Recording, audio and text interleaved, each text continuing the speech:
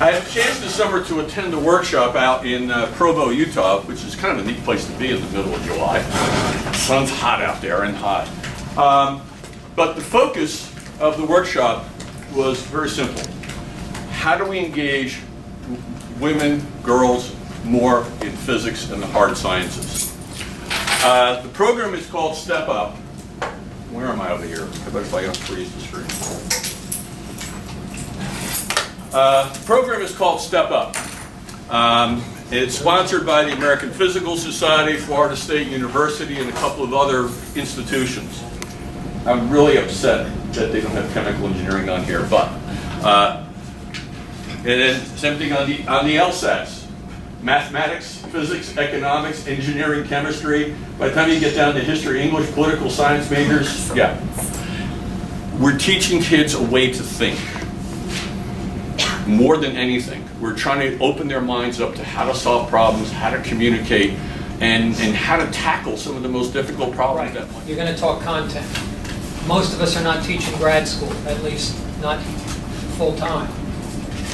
Mostly we're teaching the general public. And it is of infinite value to have plot and characters. Okay, that's how you get people to remember what you told them. With those thoughts in mind, I direct your attention to the Nobel Prize. I was afraid Art was going to steal all my thunder. He only stole half of it. This year's Nobel Prize is a wonderfully teachable moment. One of the most important things that happened to me as a teacher was in 1973. I got some of your parents' money to take an astronomy course at Villanova. And if you were to go back and say what were the most influential things in your teaching career, that has to be in the top 2 or 3. It was fairly intense. It was all day Saturday with George McCook at Villanova. Still there. It's really tough for an ex-Hawk to admit that he spent a year at Villanova. But nonetheless, it was a transformative experience. And I argue all the time for federal support for teacher education. I don't think you can spend money any better. This is my textbook. This is Abel's Exploration of the Universe. Okay, absolutely one of the standard introductory textbooks. He's long gone, but like Sears and Zemansky, he lives on the cover of his books to find weaknesses and explore them, even if it's the guy who got you your damn job. And I think this is, it's critical to come up with, don't just say it, show it. Okay, this is how it works. The discovery was that there were aberrations in the instrument Van de Kamp used. It wasn't a hoax, but it turned out that all the stars he was looking at had companions and they all had the same period. Ooh, okay. Be careful, maybe, that's not true. Yeah, it's maybe, only the stars that were in that region of the sky that season. Right. So it was an instrumental effect. But it was instrumental, exactly. I was there. Well, I was there. Don Herman used to say it was the verb drive. Yeah. The verbs called. The verb, yeah. So, what came of this? Well, in 1993, using Doppler shift and things like that, another group discovered what they thought was an exoplanet. What's the name? Michael Mayer and Didier Queloz, 1995. A couple of guys were working parallel. These guys got lucky. Okay. We had at Penn a guy who was doing exoplanets in the late 90s. He spoke at the AAPT meeting in 1998. Wrote a book about these things, and in 2000, when he wrote this book, he had talked to Queloz, who was the grad student. He says, I wasn't supposed to find planets. He tells us in a charming French-Swiss accent over a tiny cup of espresso. Everyone expected that any planets we could detect, the big ones, would be far from their stars like Jupiter. So they would take 10 years or more to complete the orbit. 10 years is not the kind of time scale you can think of when you're a grad student. So I was supposed to start the program, write the software, and debug the equipment. They got lucky. The star that they picked had they got a redshift that was very noticeable, and it turned out, in fact, they didn't get the Nobel Prize for 25 years. And they got it this year. And they got it this year because this is the way science works. They basically gave people 25 years to pick this apart. And unlike Van de Kamp, they couldn't pick it apart. Okay, it got verified. And so that I think, you know, there's a great storyline there, and there's a great indication of how, you know, the hurdle that you have to cross to get full scientific acceptance. And when you see something stated in science, it's gone through that trial by fire. The other interesting point, and again, Art's discussion, you know, they finally recognized Jim Peebles. There's another really neat book out. I recommend this. It's got highs and lows, losing the Nobel Prize. The guy's a little bitter because, of course, guess what he did? But one of his points is that the Nobel cannot be delivered or cannot be awarded posthumously. And one of the really big controversies, recent controversies, you know, we seem to have forgotten Jocelyn Bell, but we've moved up to Vera Rubin, who really was the person most responsible for getting people to accept the idea of dark matter. She passed away in 2016 and was never recognized with, you know, with what most people feel should have been a Nobel.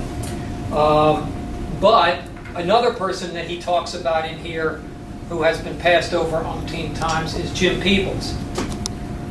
And so now his book is has been turned upside down because Jim Peebles won this year. Okay, he was the third person named, and he was named for, in essence, a lifetime of contributions in the area of cosmic background and just about everything else. And again, it's a teachable moment. This is stuff that he's been doing since the early 60s, which again has stood the test of time, and they're now ready to recognize it. So sending people out with F equals MA, that they don't think that it's any more believable than, you know, whatever else that they hear on the internet on a given basis. Certainly this happens in other places. I purposely wore my incredibly erroneous t-shirt. Okay? And I know all of you are appalled, absolutely appalled, to see the name Mount Washington above a picture of Long's Peak in Rocky Mountain Park. But this was the quickest way they could get a shirt for the souvenir shop. And since I like both mountains, I bought several. What are the units on the elevation? Mount Washington, these are feet. Mount Washington is a dinky little item. No units. But you know, they might be meters for Long's Peak. And you can check this out. This is the picture of Long's Peak on the back of your Colorado quarter. Okay, so you can actually check these suckers out. Okay. But I just thought I'd point out you've got some teachable moments that don't require an Ivy League budget. So how do you present these to your students except just you standing up and talking to them? Well, in that Dickie took himself out. They were going to give it to him. He was going to be the third person. But Dickie understood that it was the group, and that, you know, it would have been silly for him to get it, and Peebles had done most of the math. Yeah. So at this point in time, I would normally tell you what's going to go on at Penn's demonstration show, but I am now retired. However, Mary Markopol is going to step in and do the job that she took away from me. Which, for those of you that have been paying attention to Bill's sequencing, it's out of order completely because my daughter is in 7th grade physical science and learning mechanics. I'm sorry. I'm like, I've got the leeway to do that with my job now. We are. That's right. No. Like, you have to be in district for that. Yeah. Could do a Zoom screen share. That's lightning. It's used at UCal Berkeley for their mandatory computer science course for non-computer science majors. It is used by some schools in the AP course, and it comes from Scratch, which is a platform similar to it that's used in elementary schools. They have a Scratch Junior, which is used in kindergarten to grade 2. So one reason I wanted this was because, like, as years go by, I hope I'm around for it. Kids are going to come up and they're going to know this, and we won't have to teach it to them. Right now, I have to teach physics and this at the same time, and it's a trip. But I think it's worth it. I'm going to limit my time here, but I do have a website, and physicswithsnap.com. And I'm going to, this is what it looks like.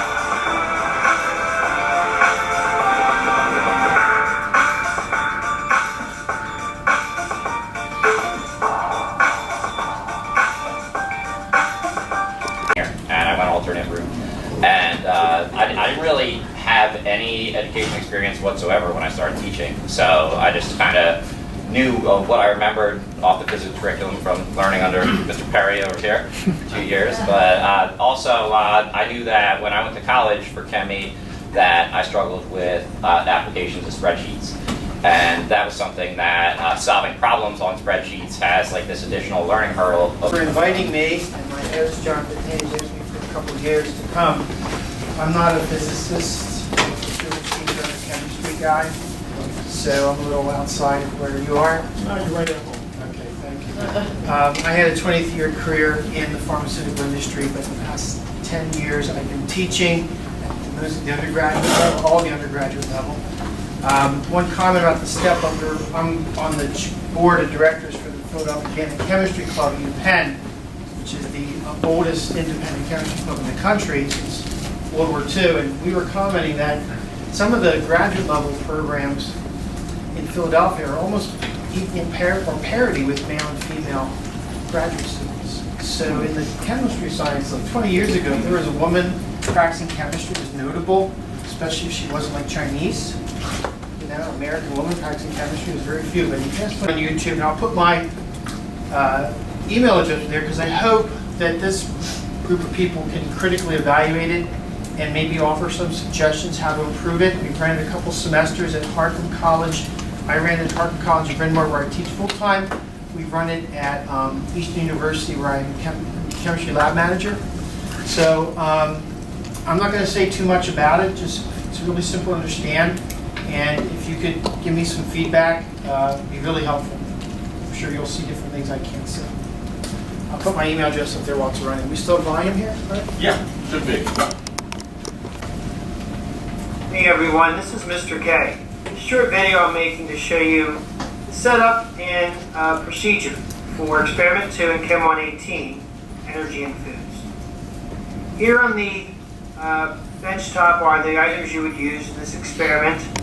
Potato chips, crackers, marshmallows, and turkey pepperoni. There is a Celsius grade thermometer. There is a glass stir rod. There's a modified soda can with 2 holes through the middle that you would use this rod to go through those holes and suspend that in an iron ring. And a bottom of a soda can that you would place this pin through the bottom, and that would hold the food item you're going to burn. So I'm going to come over here and show you what the setup looks like of these items. Here we are with a potato chip in this case in your food tray. Your can that's going to hold your water with the glass stir rod through it, suspending it. I put a little foil here to prevent drafts and try to direct as much heat up to the can as possible. I've got the thermometer securely clamped and suspended in the water, but not touching the sides of the can. You would take the mass of the empty can and then add 50 mils of water and take the mass of the can with the water, and the difference would give you the mass of the water. You'd also take the mass of the tray with the pin of the food item before you burn it, and then after the experiment you take that mass again. All the food won't burn, but we only care about the net amount of food that is consumed in the reaction. And you would monitor the temperature change, recording the initial temperature to the 10th of the degree and the maximal temperature reached during the course of the experiment. Now, I've used the potato chip. You would have a wooden dowel or wooden splint that you would use to get the potato chip burning. I'm going to take a little shortcut and just use a simple disposable PIC lighter. I'm only going to leave the PIC lighter in on the potato chip as long as necessary to get it to burn, so I don't add any extra, or at least a minimal amount of extra heat in the experimental setup. So here we go.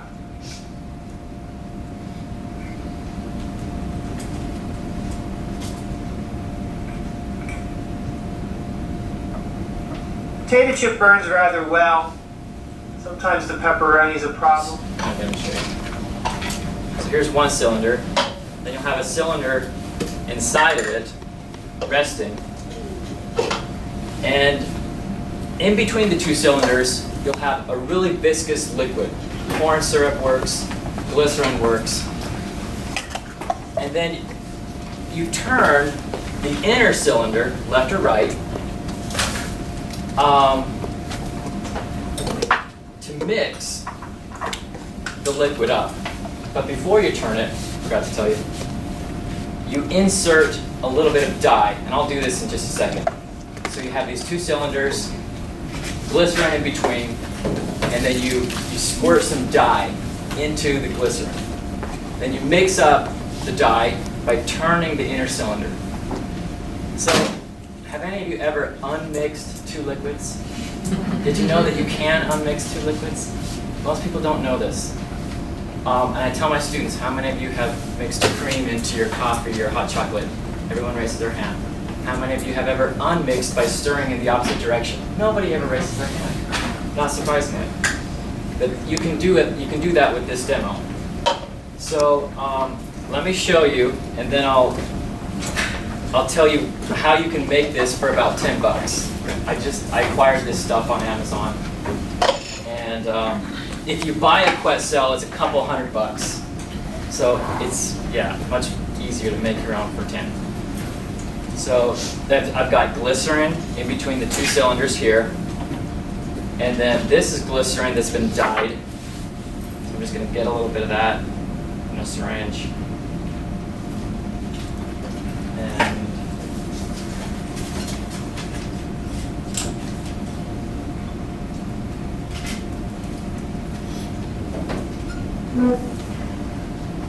make sure it's working properly. Okay.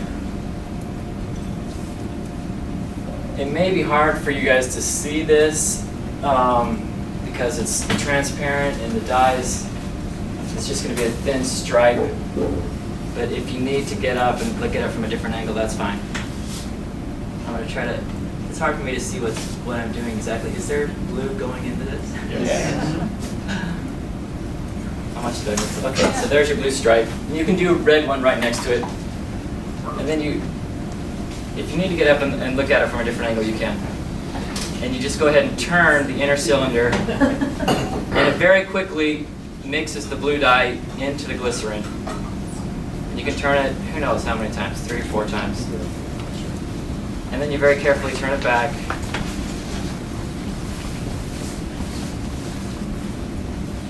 And I can't even see.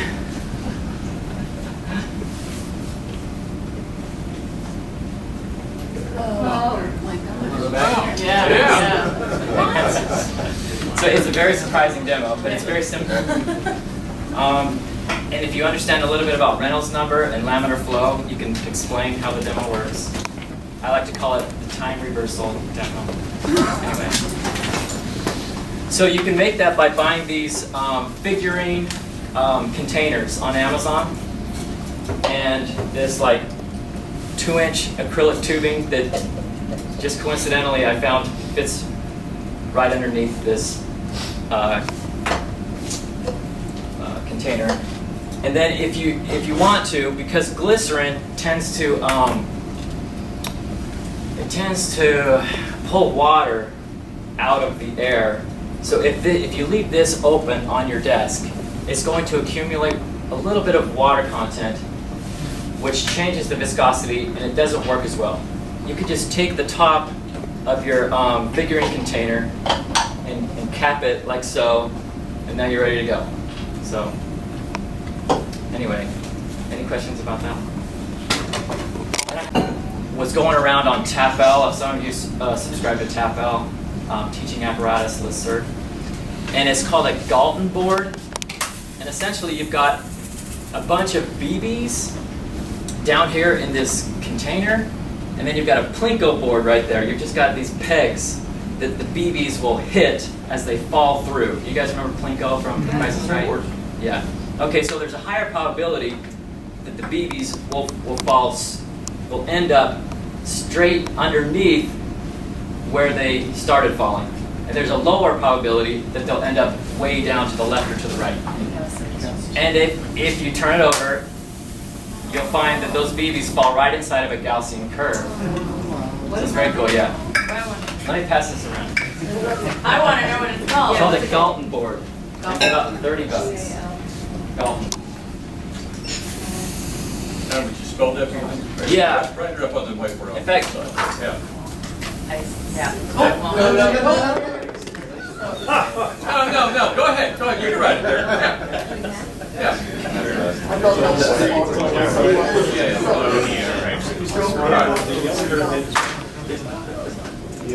and the last demo I want to show you, have you guys ever played with a water hammer? A what? Water hammer? Okay, this is really cool. This is just water inside of an evacuated flask. And I'm gonna cause the water to fall by quickly lowering the flask. You guys can imagine that the flask will lower faster than the water, and then the water's gonna fall to the bottom. And listen to this. That's what water sounds like when it hits glass if there's no air to interfere with its falling. Wow. It hits as a solid column. There's a vacuum inside there? Yeah. Okay. It feels like it's gonna break, honestly. I don't know. So yeah, water hammer. How much are those? This was only like, again, $20. I can't remember where I got it. Science First maybe, or Science Source. It might be on Amazon as well. A fun variant with that, do it in something opaque, have people try to guess what's inside of it. Yeah. Then review. Mm. I love that. Exactly.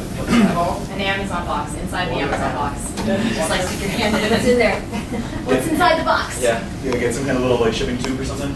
Yeah. I was wondering if you do that 100 times and measure the temperature change, can you get the specific heat of water? You gotta get each side to the water to do that. Good question. So I can put together just sort of a list of how to acquire all of this stuff from Amazon, and you guys can buy your own. Like a shopping list. Yeah. Yeah, put your email up on the Okay. sideboard. You just put the Galton board. Yeah. Okay. Meg.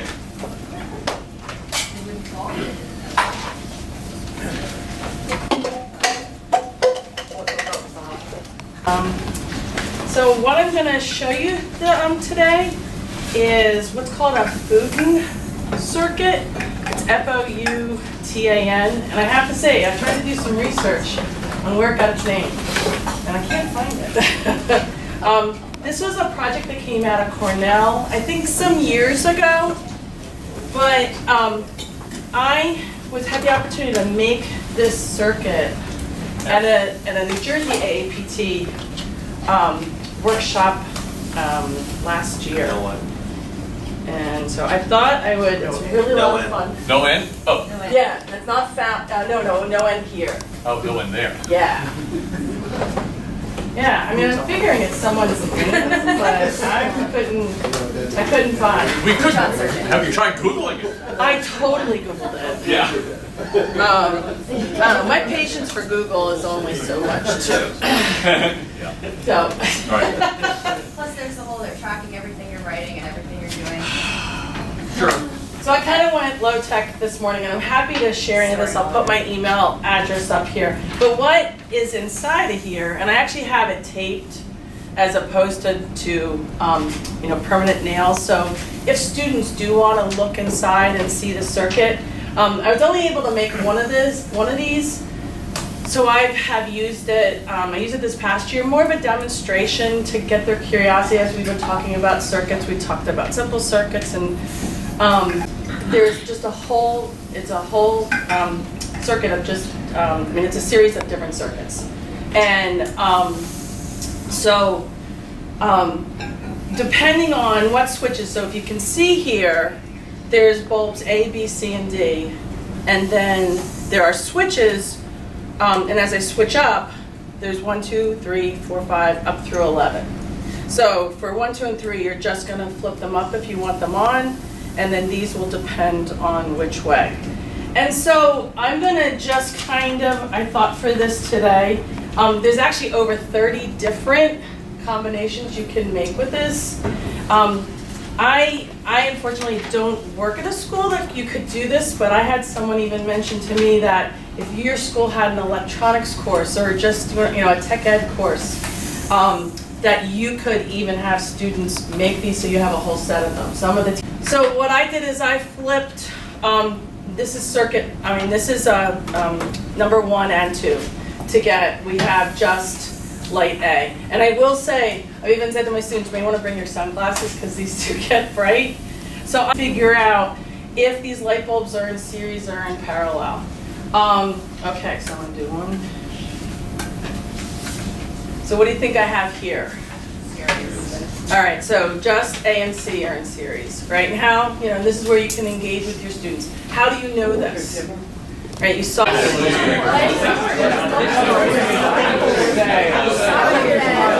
that's the new one. That was the new one. Yeah, the old ones you had to take out the film. And the filter were one. Of course, I was sitting there waiting for my turn, and I fell asleep when it was my turn. First of all, just a couple things. Yeah, those of you who are new who may not know who I am, I'm part of the AAPT SEP. This year I'm serving as president. And I'm also part of National AAPT. I'm the chair for area high schools. So, welcome you, all of the new faces. I appreciate you coming, and please come back. And I want to state one thing, that in Provo, Art was a very popular person. I met with the modeling person out of Arizona, and she would like Art to do a modeling workshop, which I asked Art about it. So he hasn't given me a decision yet, so I'll put him on the spot. Doug Valeni and I have been trying to work on it, but the issue is getting grant money. But we're still hoping for next summer to have one out there. Okay. Someplace, probably here. Yeah. That's great. And the other thing is that as far as possibly doing another workshop, Bill disappeared. This is meant to set the bill up. We do have a couple of dollars to do a workshop. And we have a facility. We can use some university, and they can feed us. So we can have another workshop and spend the grant money before January. What do you want Bill to do? What's that? What are you looking for Bill to do? Oh, well, right now he's the only one who always getting coffee. So, oh, you'll be part of it as well. Yeah. So, you didn't know that part. Thank you for volunteering. Yeah, all right. Yeah, you is. I'm like, let's find out. So, I taught in the Philadelphia school district, and I was a leader and all those kind of things. So then I retired for about 2 weeks. And then I went over to Rowan College, and they didn't have any materials at all. And so I got inventive, but they did have a lab personnel, but I kept bringing in things, so she got mad at me. And so I had all the observations were great, but I taught about 100 kids, and 3 of them was dissatisfied with me. So I had about 97% in favor, and the 3 dropped my rating to 1.8, which is not good. So I went over to Temple and started with the physics program over there, and they kind of understood they had no more materials. So I jumped up to 4.0. So I'm still trying. All right, so here is fun. We're down trying to come up with a fun science program, which is a video. And these are some of my characters. And we're moving into the time of physics where a lot of technology is being used as far as drones. So I'm on my drone kick. These are the smaller ones. And we have some even smaller. Are those, how much are those ones? These, Yeah. I did, as usual as a teacher and physics teacher, these were on sale at a Walmart, just sitting there. Nobody wanted them, so I borrowed 10 of them. And they were like $7. Wow. I can afford that. Yeah, It's not all I can afford, but I that's can how afford you that. afford them. How long ago did you buy them? Like a while? I can These pass are it from around. last summer. Look, Oh. it's a drone. Yeah. That's what you bought us. Yeah. And then this is another size here. Yeah, no, not that one.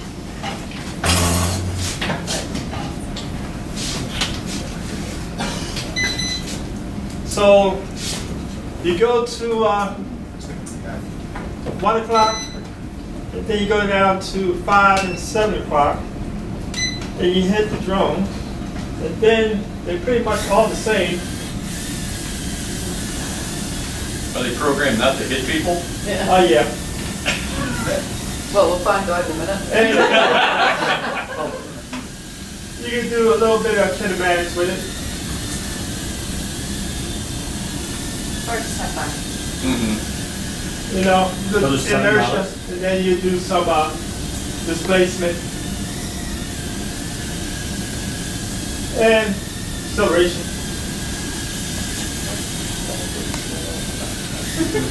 And you learn how to control it, bring it to yourself, act like you don't know anything. What's the price point on that?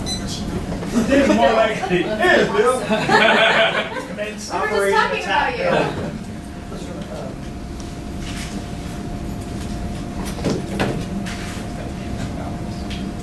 Yeah. Fair. Now respond. Yeah, it came out.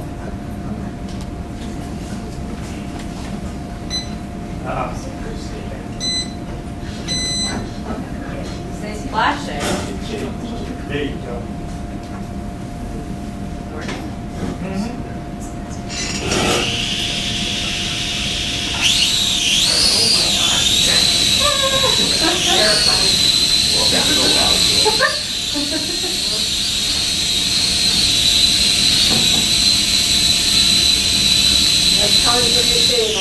Yeah, I'm watching very carefully here. Send it back up so I can go. How do you manage safety with these, with them unguarded? Three of sorts, or a club that I've been running, which is Physics Olympics. I know there's been some people that have been a part of AAPT that have also been a part of that. And we've 3 meets a year that we do. It's a lot of, I call them quasi-physics events, but egg drops, mousetrap cars. We do electric cars that Ali and his group from the Eastern Electric Vehicle Club come out and help judge and run. We also have what we call rotation events, which are events they do on the spot. Some of them are mystery labs. Some of them are like, build the tallest aluminum foil tower that will hold a ping pong ball, or things like that that are done pretty quickly and actually completed at the meet itself. And then we do have a problems element to it, where the kids are given fairly challenging problems, and throughout the day, or throughout the meet itself, they do it. The reason I'm coming to you is we had for a long time, for many, many years, Robert Malkowski at Pencrest actually founded the league many, many years ago. We had a solid group of 9 teams for many years, and our numbers are dwindling. And I would love to get more schools involved. I think it's a great program. I went to Radnor High School and did it while I was in high school at the time, and I think, I won't say that's the only reason I'm standing in front of you as a physics teacher today, but that definitely is a part of it. I think it really, for me, it really gives the kids a chance to do a lot of those things that we maybe wish we had more time to do in class, but don't always get around to it for various reasons. It is a time commitment, obviously. Like I said, the meets are on Saturdays. They run for about 8 a.m. until noon. But you all are also here on a Saturday morning doing physics stuff, so clearly you are passionate about physics and willing to you know, use some of your time to do that. But I'd really love to get more schools involved. We're down to basically 6 schools now. Oh, what is that? Alright, I'll just click it here. Okay. Today I'd like to talk to you about my experience with, there we go, how to increase lab and data literacy, or at least one way. So a background in my experience is that over the last 7 years, I've noticed that I've struggled a lot with students buying into labs and then being able to analyze labs. And so today what I'd like to talk to you about is my experience, what I've found has kind of worked, and this is the first year that I'm implementing it, and it's actually piggybacking off of a workshop that Paula and I went to over the summer called Patterns Approach. Yay, Patterns Approach. I did it 2 years ago. Wonderful. It's He is great. amazing. It is great. Bradford is amazing. The biggest thing that I've struggled with is what is the biggest obstacle for students when they're doing physics experiments? And for me, I identified a simple question. Why are we doing this? And after taking the patterns approach, I realized that one answer that I could provide for my students was to find the pattern. Can I erase this? Yeah, okay, wonderful. It's of physics. My idea is to rewrite the scientific method, because that hypothesis stuff I have a problem with. Thank you. So what I decided was, for me, starting off by saying we're just going to look at something and collect data, because that's what I do. I look at something I don't understand, I just pay attention. The next thing is then I analyze the data. If I'm looking at how I think about trying to understand an issue or trying to find a pattern. Then I make a rule off of what I've seen. If I drop things, they fall. Let me see if that works. Again, I'll retest the rule. Maybe I'll try to prove it wrong. Oh, still falls. Still fell.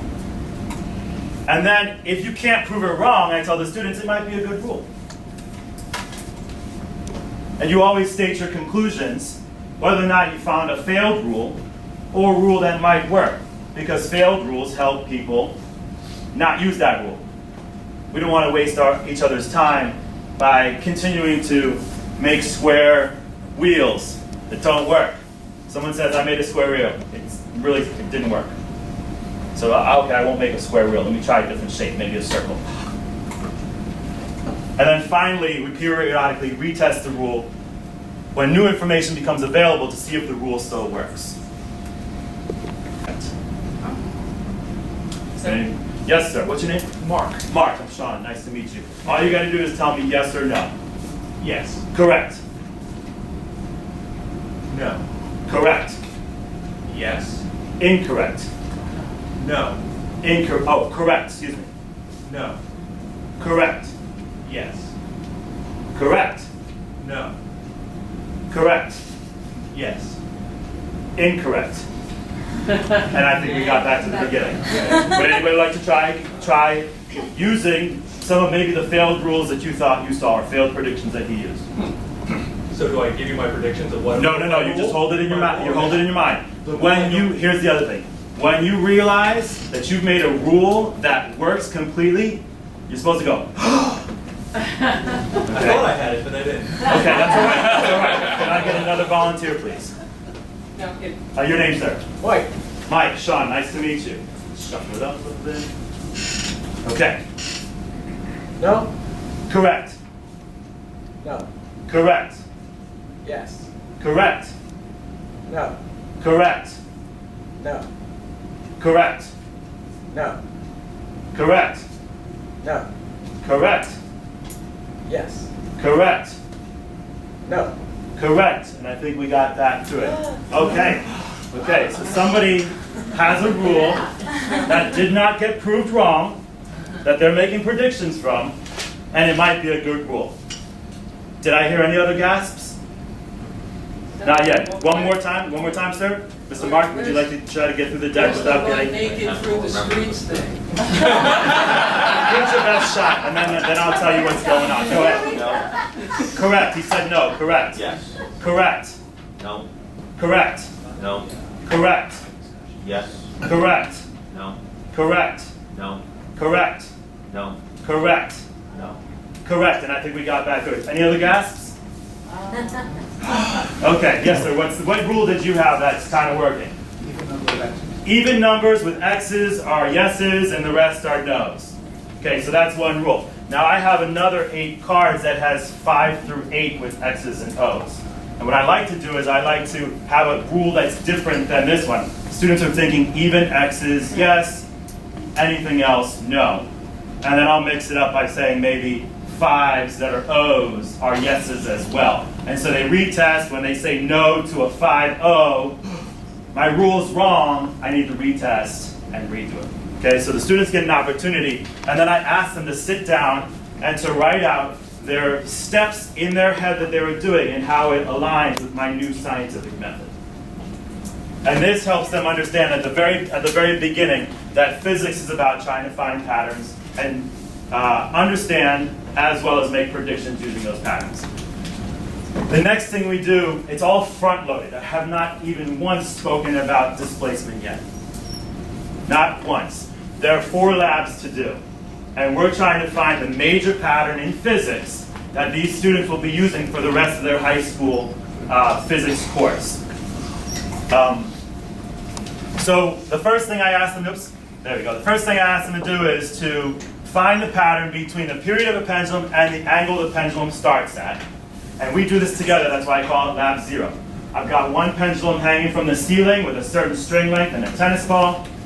I've got another pendulum that's wrapped up, ready to go, and change it to the words or teach them how to do it.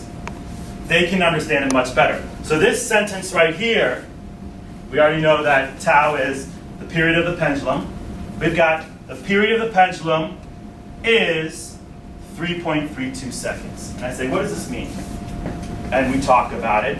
And eventually, after we've already seen, no matter what we do, the period of the pendulum is 3.32 seconds. And the students say, I think it means that it's always that. Yes. And we got it from the physics sentence. Here's another example. The next pattern that we did was the hanging mass hanging off a spring.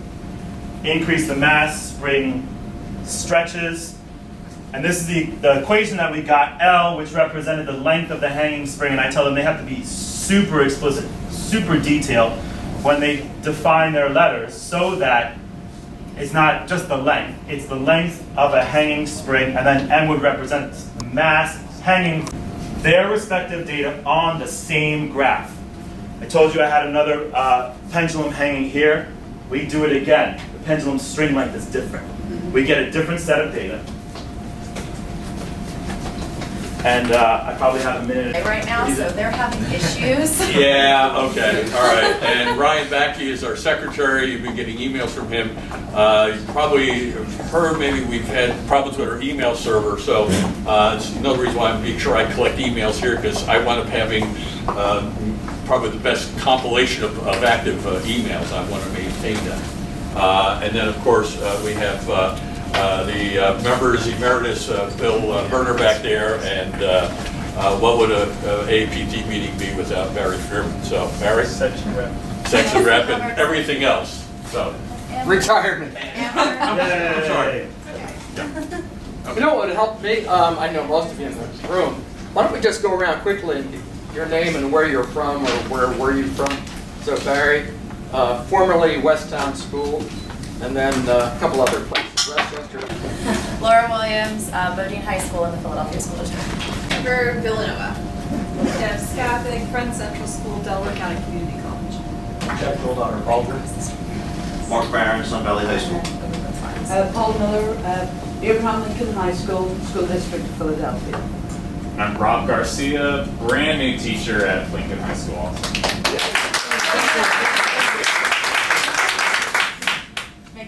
Sacred Heart Academy. Scott Zalone, Henderson High School. Mike McConnell, formerly Sentiments, and now Spreadsheet Manual LLC.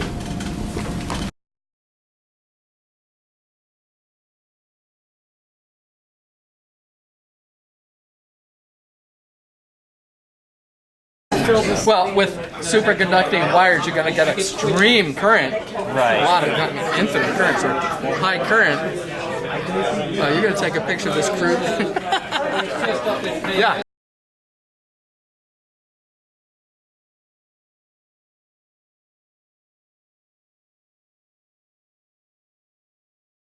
Was in fact thinking about the two cylinders. If I open the stopcock a little bit, just a little. Can you repeat that? No, I can't. Yes, you can. No receiving antenna? No receiving antenna is 100% efficient. Because? As it receives energy, an electromagnetic wave, the electrons in the antenna vibrate, they re-radiate the same frequency. I've heard the name Alex. With amazing. So at best, 50%. All right.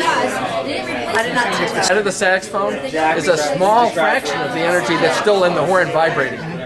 You're just getting a little bit. Yeah. So the saxophone's just leaking out like 10%, 5%. So it must be really loud inside.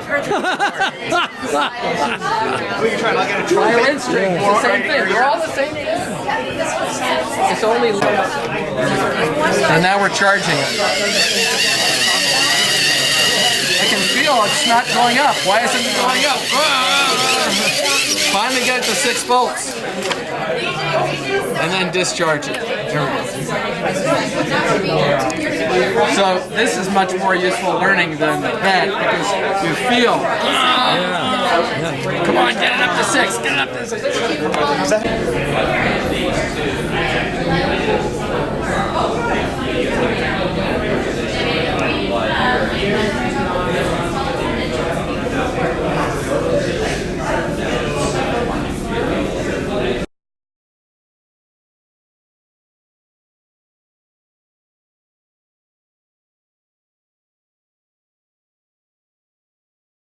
Did you park in front of the gym? Yeah, I guess.